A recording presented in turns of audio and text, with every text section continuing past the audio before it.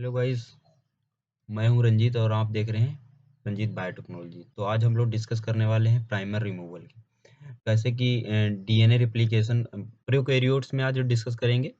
तो जैसे DNA replication के बाद जो प्राइमर लगा के चला जाता है, उसको भी एक्सटेंड कराता है डीएनए पॉलीमरेज थर्ड आके। तो वो प्राइमर तो शॉर्ट सेगमेंट ऑफ आरएनए होता है ना, क्योंकि वो तो आरएनए होता है। तो उसको रिमूव करना जरूरी, क्योंकि अगर जो ये रिमूव ना किया गया तो उसको हाइब्रिड डीएनए आरएनए के दोनों को हाइब्रिड हो जाएगा।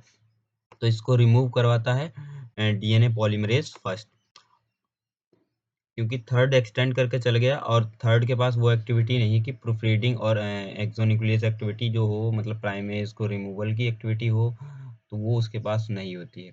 तो ये काम यहाँ पे पॉलीमरेज फर्स्ट करवाता है। और पॉलीमरेज के पास अच्छा डिफरेंस क्या है? Polymerase third, polymerase non progressive होता है, और जबकि पॉलीमरेज थर्ड जो होता है, पॉलीमरेज फर्स्ट मतलब नॉन प्रोसेसिव होता है और प्रोसेसिव होता है डीएनए पॉलीमरेज थर्ड। वो कैसे होता है? क्योंकि डीएनए पॉलीमरेज थर्ड के पास एक रिंग स्ट्रक्चर मैंने बताया था, बीटा क्लैंप होता है, जो उसको स्टेबल और एक पकड़ के रखने का मतलब स्टेबिलिटी प्रोवाइड करता है। और हाँ, और उसे लॉन्ग टर्म के लिए मतलब लॉन्ग टर्म का जब डीएनए सिंथेसाइज करना हो तो उसको मतलब स्टेबल रखता है डीएनए स्टैंड के ऊपर, जबकि इसके डीएनए पॉलीमरेज फर्स्ट के पास नहीं होता है। तो इसे डीएनए पॉलीमरेज फर्स्ट को कॉर्नबर्ग एंजाइम भी कहते हैं, और ये सिंगल सब यूनिट का होता है, मोस्ट अबाउंडेंट होता है और नॉन प्रोसेसिव। तो हमने बताया कि इसके पास कोई सपोर्टिव चीज नहीं होती, इसलिए नॉन प्रोसेसिव होता है ये ज़्यादा बड़ा मतलब डीएनए स्टैंड सिंथेसाइज नहीं कर सकता है। हाँ, तो डीएनए पॉलीमरेज होता है जो डीएनए पॉलीमरेज फर्स्ट, इसके पास एक तो हो गई 5' to 3' हो गया, 5' to 3' जो होगा वो क्या होगा? पॉलीमरेज एक्टिविटी हो गई। और 5' 3' एक न्यूक्लियस एक्टिविटी भी होता है, उसी को हम प्राइमर रिमूवल एक्टिविटी कह देंगे। और 3' 5' 3' to 5' जो एक्टिविटी होता है उसे कॉल्ड प्रूफ रीडिंग एक्टिविटी भी कहते हैं, क्योंकि भाई डीएनए पॉलीमरेज अगर जैसे इसने रिमूव कर दिया प्राइमर को, उसके बाद इसने सिंथेसिस भी करवा दी दूसरा डीएनए को, उसके बाद भी कोई गलती मिस्टेक हुई तो पीछे आके फिर ये मतलब 3' to 5' आके इसको प्रूफ रीड करेगा, फिर इसको चेंज करेगा, तो ये अपनी मिस्टेक्स भी खुद ही सुधारता है। तो देखते हैं कैसे प्राइमर रिमूव होता है। तो जैसे यहाँ पे शॉर्ट सेगमेंट ऑफ आरएनए है जो प्राइमेज लगा के गया था, अब उसको डीएनए पॉलीमरेज फर्स्ट आएगा, डीएनए पॉलीमरेज फर्स्ट आएगा प्रूफ रीडिंग। पहले तो इधर ही से आएगा, जब कोई मिस्टेक होगी तो 3' to 5' आएगा, तो इधर से आएगा। और ये ये डीएनए कट करते हुए सॉरी आरएनए का सेगमेंट जो है प्राइमर, वो कट करते हुए और साथ ही में इसको इसको एक्सटेंड करवाएगा, इसको एक्सटेंड करवा देगा।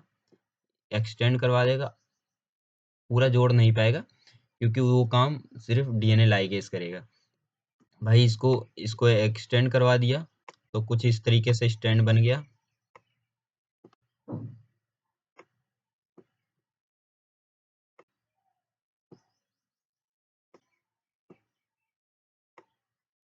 कुछ इस तरीके से, मतलब इसने प्राइमर रिमूव कर दिया और उसको कट करके और फिर उसको सिंथेसाइज भी कर दिया। उसकी जो दूसरी एक्टिविटी है 5' to 3' पॉलीमरेज एक्टिविटी, उसने उसकी एक्टिविटी वो काम की और उसको रिमूव कर दिया। ये करने के बाद अब यहाँ पे तो OH ग्रुप होता है भाई 3' पे, और यहाँ पे फॉस्फेट ग्रुप है, ठीक। अब इसको लाइगेशन करवाएंगे। लाइगेशन मतलब formation of phosphodiester bond by the activity of ligase. अब वो कौन करेगा? लाइगेशन कौन करेगा? लाइगेशन करेगा डीएनए लाइगेस। तो वो अपना आके डीएनए लाइगेस करवाएगा। इनके इनके जो ये हैं बॉन्ड, ये कुछ मतलब डीएनए लाइगेस आया यहाँ पे,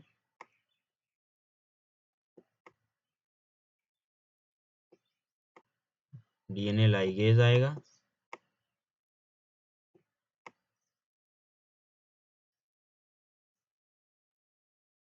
डीएनए लाइगेज आया और इसको दोनों स्टैंड को इसके फास्फोडाइजेस्टर ये दोनों स्टैंड क्रिएट कर दिए इसने, मतलब लाइगेज करवा दिए, जो ये गैप थी इसकी लाइगेज की, लाइगेशन इनमें करवा दिया और इनको सील्ड कर दिया।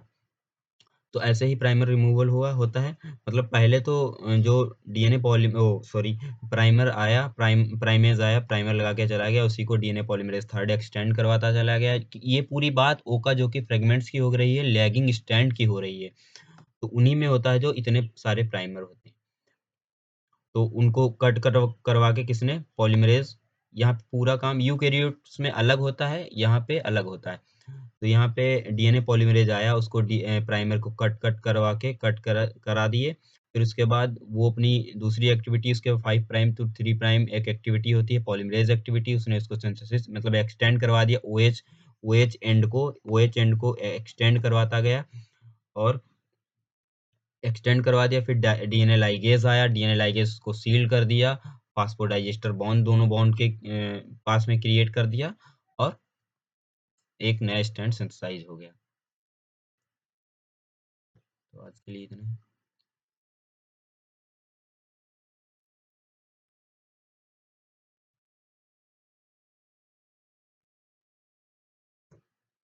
Thank you.